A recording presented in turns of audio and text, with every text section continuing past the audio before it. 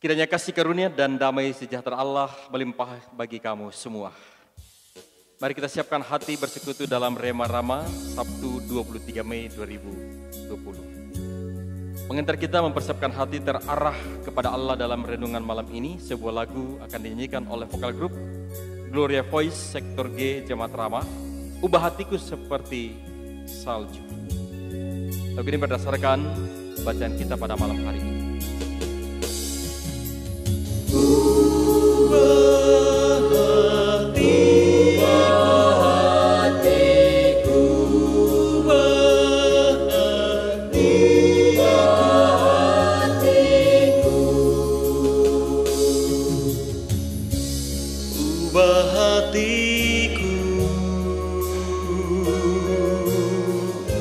Seputih salju,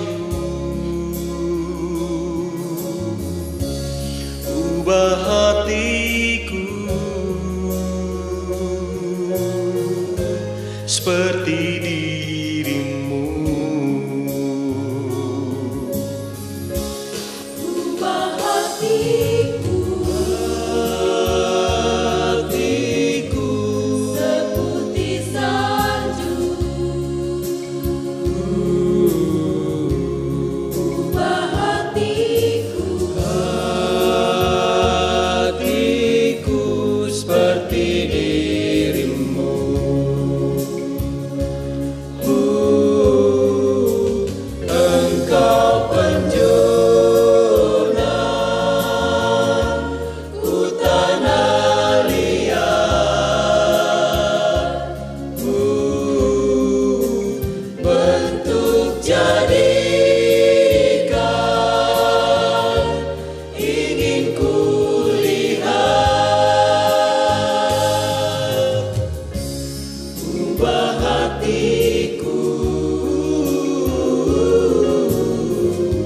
Seputih salju, ubah hatiku seperti dirimu.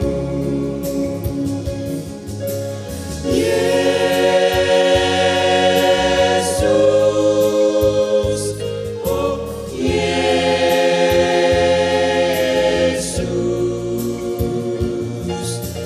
datanglah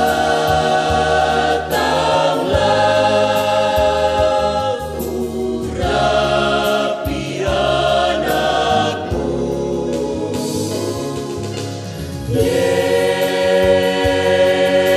Yesus, oh Yesus,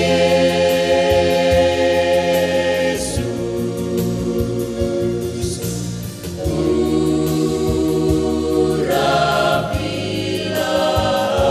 anakmu. Biarlah Yesus Kristus memberi padamu roh dan kasih-Nya, penuhi hati dan puaskan jiwamu, lepaskan segala beban dan rohnya hatimu, jadikan hidup yang baru dan sempurna.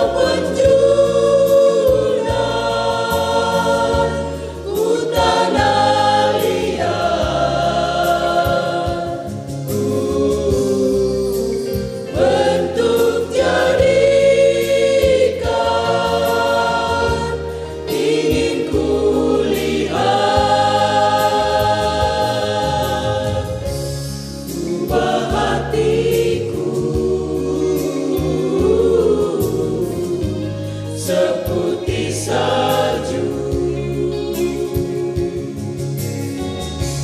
Ubah hatiku seperti dirimu.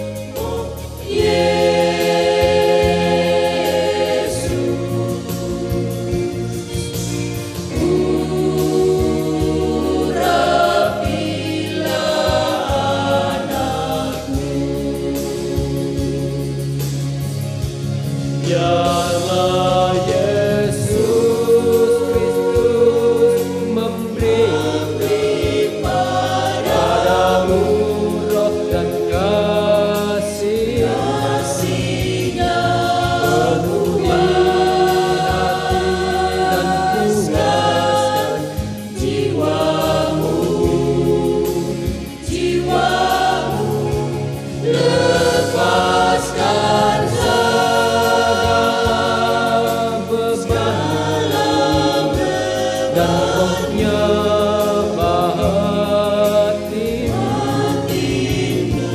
jadikan hidup yang baru dan sempurna. ubah hatiku seputih salju. Ubah hatiku Seperti dirimu.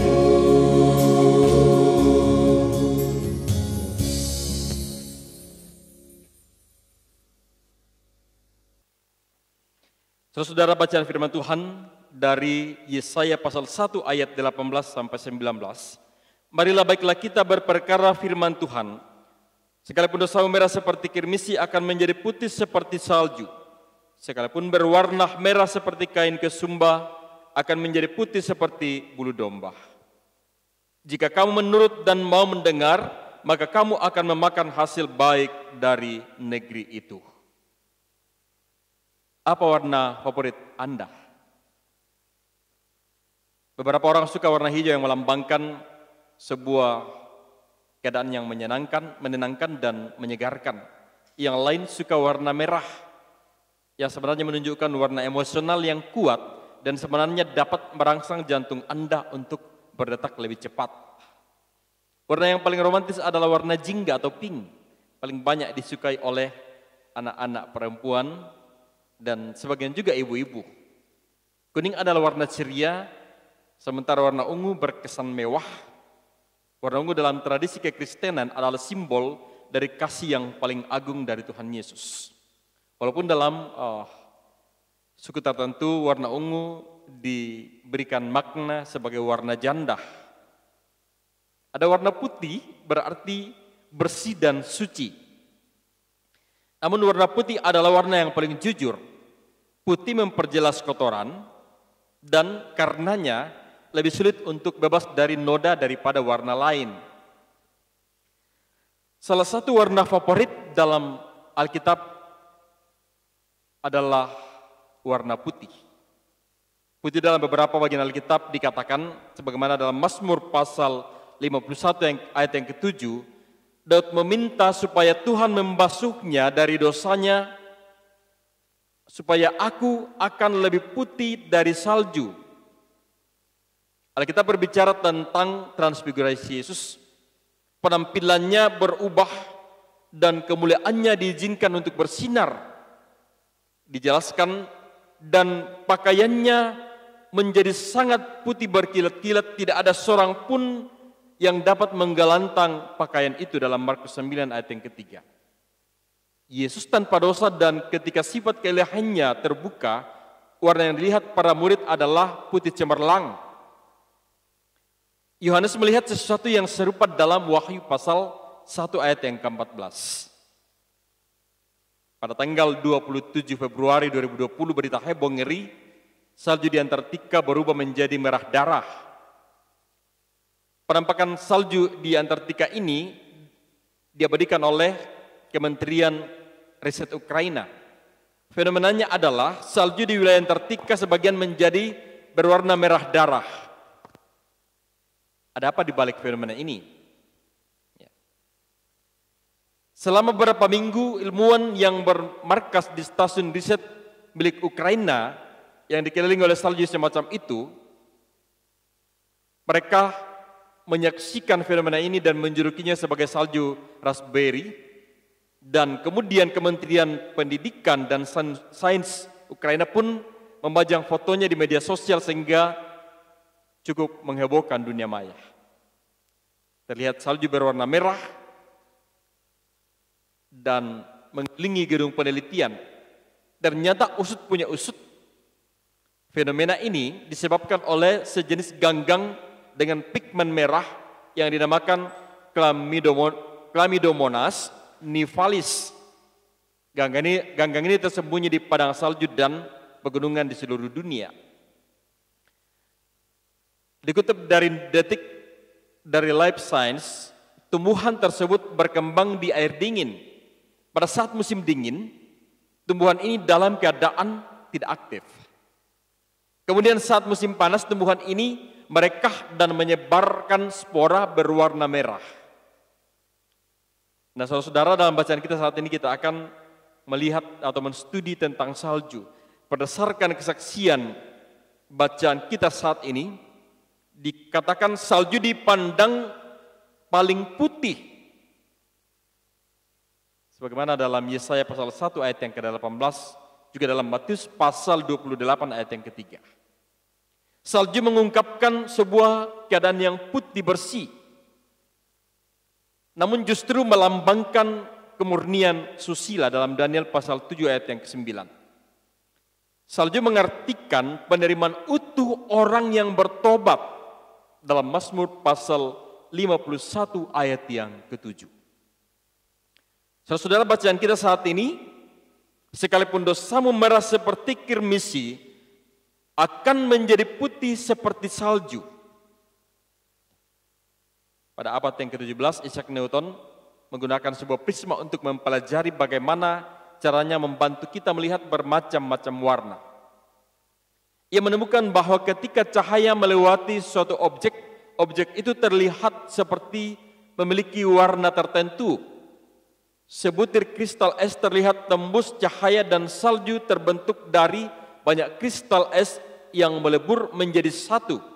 Ketika cahaya melewati kristal-kristal yang menyatu itu, salju pun terlihat berwarna putih.